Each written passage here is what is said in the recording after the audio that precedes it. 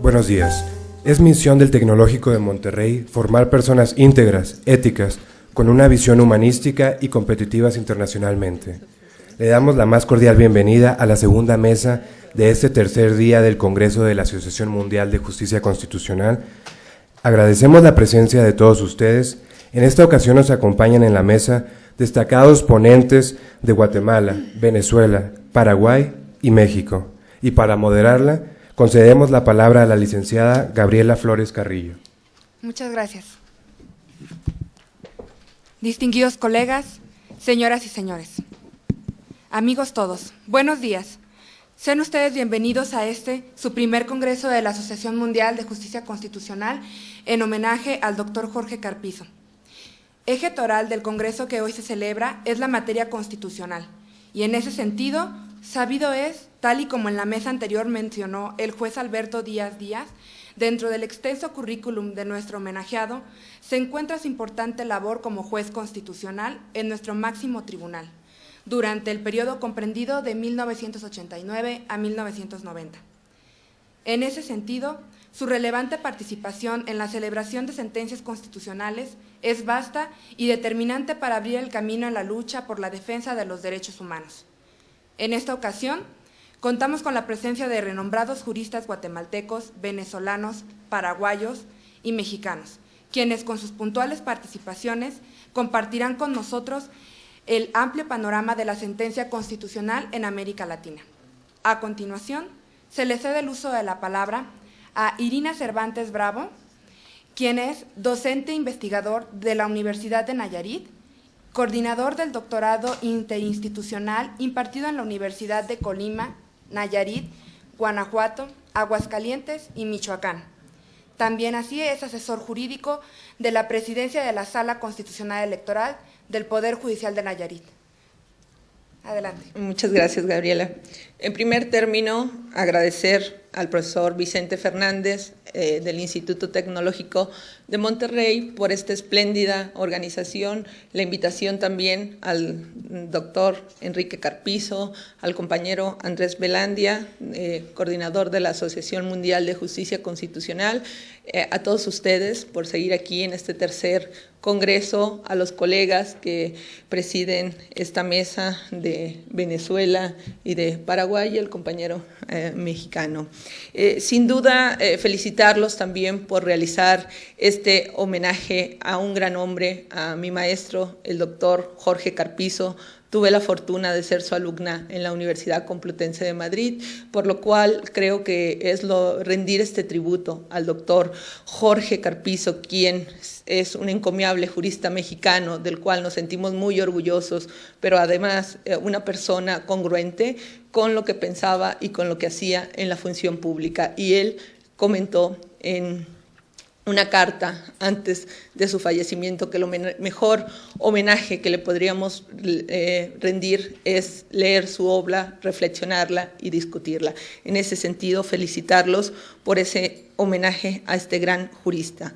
Nuestra participación la hemos construido en tres apartados. La primera de ellas es un diagnóstico o un acercamiento de la justicia constitucional local, luego reflexionar si se justifica o no la justicia constitucional local, para finalmente entrar a ese diálogo entre las sentencias que tienen que tener el juez constitucional local y el juez constitucional federal. Sin duda, como decíamos, el Estado constitucional y como dice la profesora Jania, convencional y democrático de derecho, implica la protección y control jurisdiccional de los derechos humanos, tanto por los tribunales nacionales como internacionales, a fin de concretizar tales derechos. Y esto impide que haya rezago en la normativa interna de nuestro país y además es una pieza clave y fundamental de la democracia. México no ha sido ajeno a este movimiento de justicia constitucional. A partir de la cirugía constitucional operada a nuestra Carta Magna en 1994 y de la justicia constitucional interna a partir de la experiencia veracruzana del año 2000 en el que se incorporó dentro de las entidades federativas instrumentos de control constitucional para proteger nuestra Carta Constitucional local. Política y constitución son dos caras de una misma moneda. Como bien sabemos, se ha ido superado dentro de la doctrina la crítica al control que hacen los jueces a la ley aprobada por el Parlamento, es decir, este criterio contramayoritario de cómo una norma aprobada por una mayoría parlamentaria puede ser anulada por una minoría togada. Pues bien, la Constitución es el límite que nos da también al órgano que la tutela. Por ello, nos dice Zagrebelsky que el órgano constitucional encargado de cuidar esa supremacía no vota la Constitución, lo que hace es interpretar los alcances de la Constitución. Bien, pues de acuerdo con nuestro sistema federal, algunos estados, entre ellos Veracruz, Nayarit, Tlaxcala, Quintana Roo, entre otros, han creado mecanismos de tutela constitucional. Estos mecanismos de tutela constitucional nos sirven para proteger nuestra Carta Magna Constitucional local y hacer que sea compatible tanto con el marco constitucional local, federal, y evitar que la normativa interna vulnere o cualquier acto del legislador vulnere nuestra Carta Magna local. Y esto es entendible porque una Constitución que no tenga garantías de protección simplemente podría quedar en papel mojado. Ahora bien, la reflexión, llegados a este punto, es importante reflexionar si tal como está hoy en día, que hablamos que el juez interno, aunque nuestro compañero y admirado Enrique Carpizo no comparte que hablamos de jueces interamericanos, al menos ha quedado por la Corte Interamericana establecido que todos los jueces ordinarios tienen la obligación de aplicar la normativa internacional. Y bien, esto estaba desde antes, no necesitaba que la Corte Interamericana nos los dijera expresamente en la sentencia Rosendo Radilla. Sin embargo, pues antes de esto había una confusión, inclusive una bipolaridad de la Suprema Corte de Justicia, porque inclusive no solo en ocasiones prohibió la protección a los jueces locales de ese control difuso, inclusive ese control de constitucionalidad. Pues bien, a nivel local se han establecido estos instrumentos de tutela de nuestra Carta Constitucional local.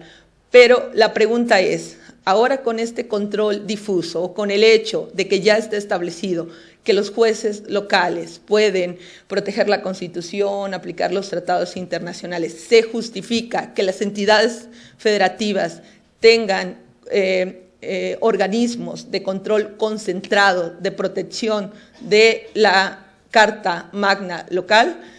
Es un nuevo panorama el que se dibuja en nuestro país y sin embargo yo creo firmemente que sí es necesario que se siga contemplando la justicia constitucional local, que existan instrumentos de protección de nuestra Carta Magna, sobre todo porque entran el objeto del proceso dentro de estos procedimientos de tutela constitucional es esa supremacía, y así podemos ver inclusive que en nivel local tenemos figuras mucho más creativas, inclusive que nivel federal. Así tenemos la controversia constitucional, que si bien en el ámbito federal también lo tenemos, y hay quien dice que únicamente somos una justicia de paso para finalmente la última palabra tenerla la justicia federal, y aún así creo que todos estos instrumentos se justifican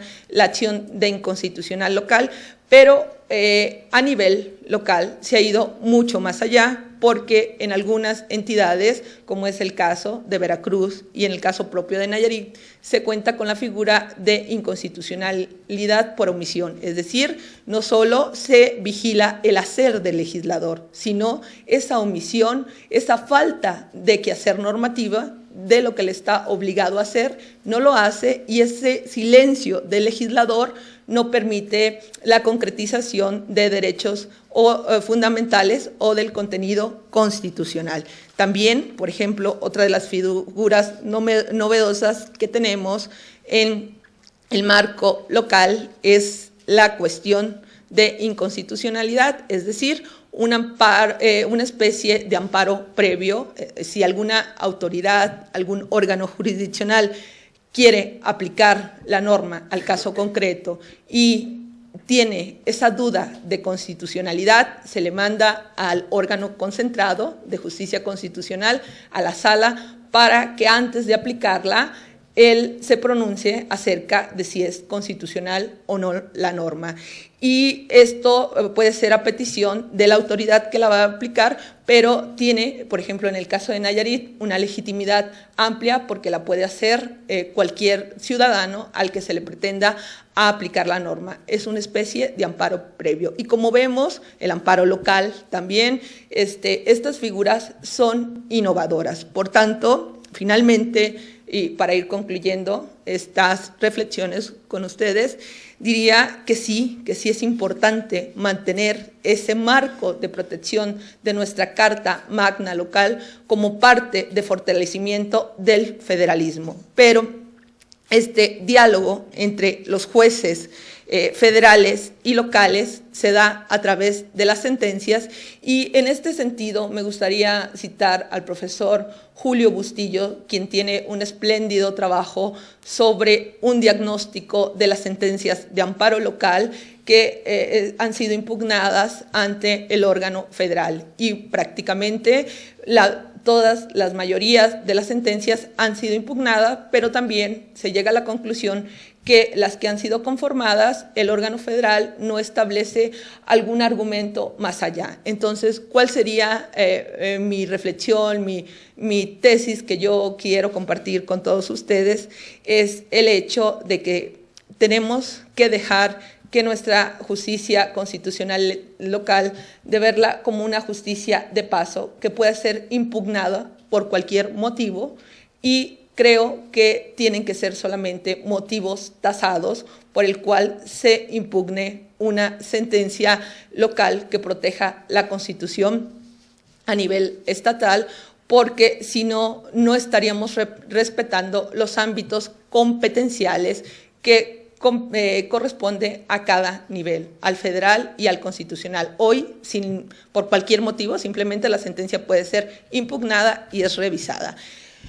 Pero además, creo que así como nosotros tenemos ahorita un impacto de la normativa interna y estamos hablando de la convencionalidad, creo que también tenemos que voltear hacia el interior, es decir, a nivel local tenemos muchos derechos de usos, costumbres indígenas, normativa que requiere protección de derechos fundamentales para atender el propio requerimiento local. Es decir, la creación de la norma no solamente tiene que venir a nivel internacional, sino que nosotros que conocemos nuestras entidades tenemos que generar esas formas de protección en nuestras cartas locales. Por ejemplo, en Nayarit, nuestra Constitución amplía un catálogo de derechos y, por ejemplo, uno de los derechos que se encuentran protegidos es que todos los nayaritas pudieran conocer el genoma humano. Por tanto, yo puedo ir ante la Sala Constitucional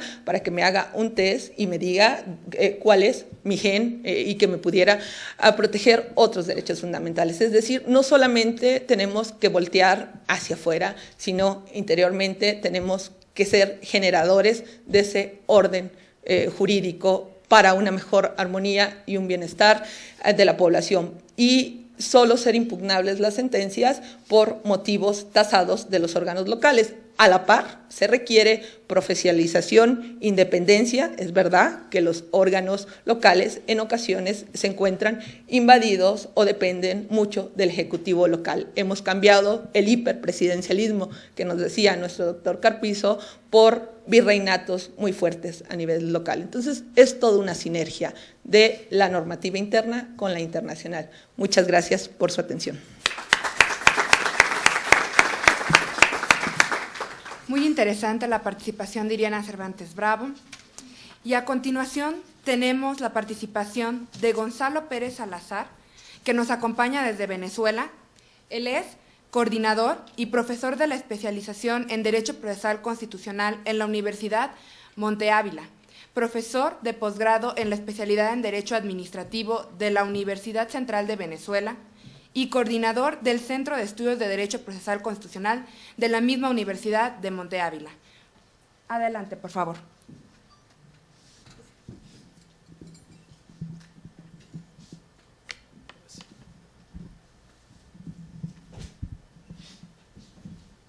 Buenos días. Quisiera comenzar por dar las gracias a los organizadores de este primer Congreso de la Asociación Mundial de Justicia Constitucional, en específico a las autoridades del Tecnológico de Monterrey por aceptarnos y acogernos en este hermoso campus, y a los profesores Enrique Carpizo y Vicente Fernández por el gran esfuerzo que se evidencia en el éxito de este Congreso. Quería comenzar por una reflexión, pues, es a manera de gratitud. Nosotros los venezolanos, como saben, estamos pasando por serios problemas a nivel político, y por supuesto que venir y exponer nuestras realidades en foros internacionales en donde la pluralidad se respeta, pues nos hace agradecer doblemente el gesto de habernos invitado.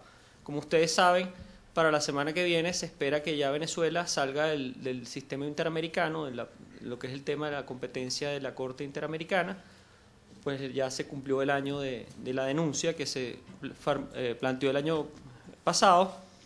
Adicionalmente, quizás el mayor exponente del derecho público en Venezuela, como es el doctor Alan Bruguer Carías, tiene su juicio en la Corte Interamericana el día martes, y por eso es que quizás los grandes maestros venezolanos no estén aquí con nosotros, sino estemos sus discípulos dando la cara porque los grandes maestros están asilados, perseguidos o detenidos.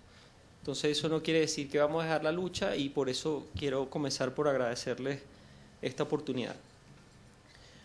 Voy a tratar un tema novedoso y trascendental, referido a la acción de interpretación constitucional. Esto es una acción directa cuyo objeto es aclarar el contenido y alcance de una norma o principio constitucional.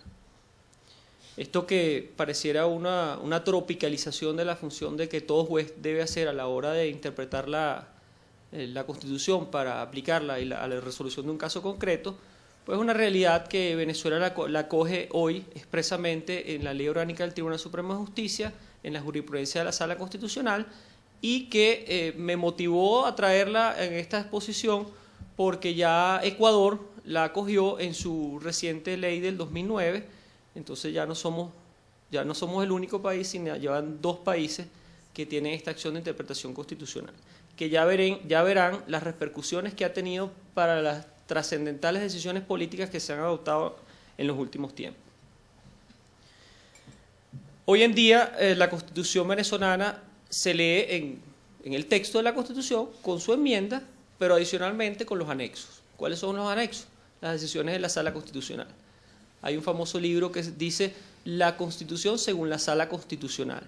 Y es verdad, uno tiene que tener su Constitución y tener las sentencias de la Sala Constitucional, porque si no las conoce, es decir, si ustedes van a Venezuela y van con simplemente la Constitución y van a un tribunal, les pueden decir, no, mira, pero es que la Sala dijo con carácter vinculante otra cosa distinta a lo que dice la Constitución, una especie de mutación de la Constitución, una forma de paraconstituyente que se atribuyó a la Sala Constitucional, lo que algunos llaman la jurisdicción normativa, que particularmente puede generar exceso.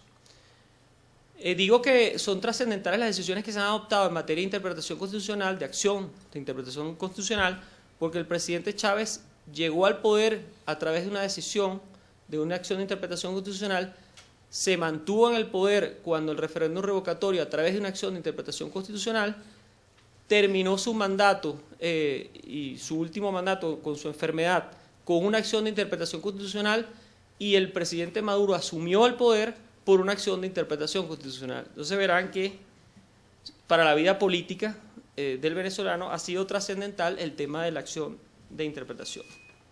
Y es por ello que quiero alertar a aquellos países, pues, los que quieran acogerlas, pues, bueno, están en libertad, pero tienen que tener en cuenta el peligro de no poner límites a la interpretación constitucional, que como sabemos están en la propia Constitución, ¿ok?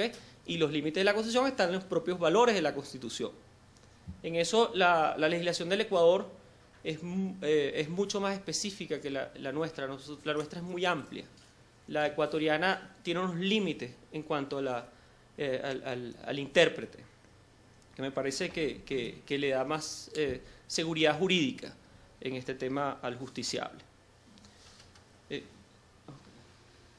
Vamos a comenzar con la reseña histórica de la acción de interpretación constitucional. No es novedosa la acción de interpretación constitucional. Desde la primera constitución de Venezuela, luego de salir de la Gran Colombia en 1830, repetida en 5 constituciones posteriores, se preveía la posibilidad de solicitar en consulta a la Tribunal Supremo de Justicia, Corte Suprema de Justicia, dependiendo de las denominaciones que se hicieron en las constituciones, sobre el alcance y contenido de textos legales o de leyes. Nunca se habló de constitución. Eso siguió hasta la Constitución del 61, que recogió el tema de la interpretación de textos legales. En la Ley Orgánica de la Corte Suprema de Justicia del 76 se repitió. Sin embargo, cuando entra en vigencia la Constitución del 99, ya empieza a presentarse el problema, porque la Constitución del 99 atribuye al Tribunal Supremo de Justicia la potestad de conocer en el recurso, la demanda de interpretación sobre texto, con el contenido y alcance de textos legales.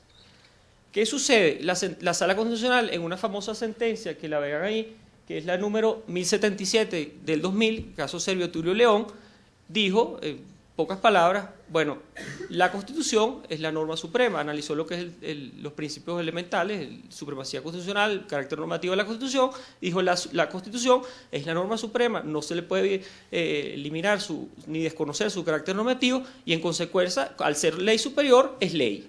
Y en consecuencia yo puedo interpretar la Constitución bajo los mismos parámetros del recurso de interpretación de ley o de la acción de interpretación de ley. Para esa tesis aplicó razonamientos que había utilizado el profesor Carl Smith en su oportunidad, que son importantes que los tengan en cuenta a la hora de buscar los antecedentes propios de las decisiones, ¿no? La doctrina que se utilizó para fundamentarla es básicamente doctrina alemana de la preguerra y en el intermedio. Entonces, eso yo lo denomino el neopretorianismo constitucional. En esa sentencia se estableció por vía pretoriana, se creó la acción de interpretación constitucional, se le atribuyó la competencia a la Sala Constitucional en única instancia y se estableció el procedimiento. Por supuesto, voy a interponer una acción de interpretación constitucional, ¿dónde está la ley? No está en ninguna ley. ¿Está en la Constitución? No está en la Constitución. ¿Dónde está? En una sentencia. Bueno, hay que buscar la sentencia y empezar a analizar el procedimiento, la competencia y todo lo que es el tratamiento que se hace allí. ¿Okay? Aquí, por supuesto que el tratamiento actual en la Ley Orgánica del Tribunal Supremo de Justicia del 2010 se establece expresamente, ya ahora sí expresamente, después de 10 años de haber estado en un limbo, en una laguna legal, se establece por vía legislativa la competencia a la Sala Constitucional para conocer las demandas de interpretación de normas y principios que integran el sistema constitucional. El sistema constitucional, según la Constitución, está integrado también por los tratados internacionales. De allí que la Sala Constitucional, por vía de recurso de interpretación, pueda hacer un control de convencionalidad al revés. ¿Ok? Es decir, yo no hago el control de convencionalidad de acuerdo a las decisiones que me dicte la Corte Interamericana, sino yo controlo las decisiones de la Corte Interamericana. Poniéndoles un ejemplo. En otras legislaciones, como les dije, está el Ecuador, que recientemente en su Ley Orgánica de Garantías Constitucionales y Control, pues previó expresamente la acción de interpretación constitucional. Ya hay varias decisiones, yo en el trabajo cito las dos primeras. El fundamento es muy serio y se utiliza doctrina europea con buen basamento doctrinario, y pues yo le invito a que las lean en la ponencia una vez que sea colgada en internet o sea ya publicada definitivamente. Hay otra legislación que la prevé, dicen que la prevé, que es la de Sudáfrica, la Constitución de Sudáfrica. Yo no creo que, no existe como tal, es un mandato a que interprete, pero no existe la acción como tal. Entonces yo no la calificaría como tal. El fin protegido. El derecho procesal constitucional ha comenzado a buscar respuestas acerca de la interpretación constitucional en la filosofía y la teoría general del derecho. Aquí lo hemos visto, en la ponencia anterior del compañero de Colombia, nos dijo cómo la jurisprudencia de la Corte Constitucional colombiana utiliza la doctrina de Ferrajoli y de los grandes tratadistas en materia de la teoría general del derecho y de la filosofía. Igual sucede pues, en los diversos ámbitos del derecho procesal constitucional. Atienza, Wroblewski, Zagrebski, etcétera, son un lugar común en los últimos y los más recientes estudios. Eso no quiere decir que los procesalistas constitucionales hayamos huido hacia la teoría general del derecho o abandonado esa trinchera. Es más bien una retroalimentación. Maestros como el profesor Carpizo, homenajeado en este congreso, Sagüez, Gossaini, es decir, hay maestros propios de nuestra área que han hecho y han trabajado brillantemente sobre el tema de la interpretación constitucional. Hay problemas que lo voy a ejemplificar para que los entiendan. ¿Quién es el intérprete de la Constitución? En la sentencia 02 del 2013 se interpretó el artículo 231 de la Constitución venezolana. Esa sentencia fue dictada con ocasión a la enfermedad del presidente Hugo Chávez. El presidente Hugo Chávez, por razones de enfermedad, no podía tomar posesión el 10 de enero, como establece la Constitución, para el inicio del mandato. Es un mandato taxativo, dice, si usted tiene que tomar posesión el 10 de enero, y si no, hay una posibilidad de hacerlo en el Tribunal Supremo de Justicia. No dice el cuándo. La pregunta fue, ¿cuándo? Y la Sala Constitucional, pues, lo que hizo el presidente fue pedir a la Asamblea una solicitud de prórroga para poder juramentarse. La Asamblea se la acordó y promovieron una acción de interpretación constitucional y fue resuelta en favor de lo peticionado, es decir, se le permitió que se juramentara en un acto posteriormente, sin indicar la fecha. Paralelamente, un grupo de profesores presentó un conjunto de comunicados en la prensa objetando las posturas o defendiendo las diversas posturas que tuvo la Asamblea y la Sala Constitucional, y pues bueno, y los ciudadanos en común, los abogados, conversábamos este tema. Es decir, ¿quién es el intérprete de la Constitución? Todos aquellos que de alguna manera lo pueden hacer. La diferencia está en los efectos que produzcan. En este caso, los efectos de la sentencia que se dicta en materia de interpretación constitucional tienen efectos vinculantes por mandato expreso de la Constitución. Y como verán, pues en este caso, el primer intérprete fue la Asamblea, luego la Sala Constitucional como último y máximo intérprete. Sin embargo, en un caso posterior, una vez muerto el presidente Chávez, inmediatamente se intenta un recurso de interpretación para decir, bueno, hay una vacante, hay un presidente que no tomó posesión y hay un presidente en ejercicio, que es el presidente Maduro, pero según la Constitución, cuando hay una vacante absoluta, le toca al presidente de la Asamblea. Sin embargo, la interpretación que dio la Sala fue el presidente Maduro, durante esos 30 días que establece para convocar a nuevas elecciones, ante una vacante absoluta, pues iba a llevarlo a feliz término. Entonces ahí vemos cómo fue la solución fue inversa. En este caso fue el primero y último intérprete, fue la Sala Constitucional. En el otro caso fue el primer intérprete, fue la Asamblea Nacional, y pues en otros casos inverso. Esta acción de interpretación ha sido duramente criticada por el profesor Bruno Caría y otros doctrinarios, quienes han dicho que se ha hecho una manipulación de la Constitución, han hecho el tema de la Living Constitution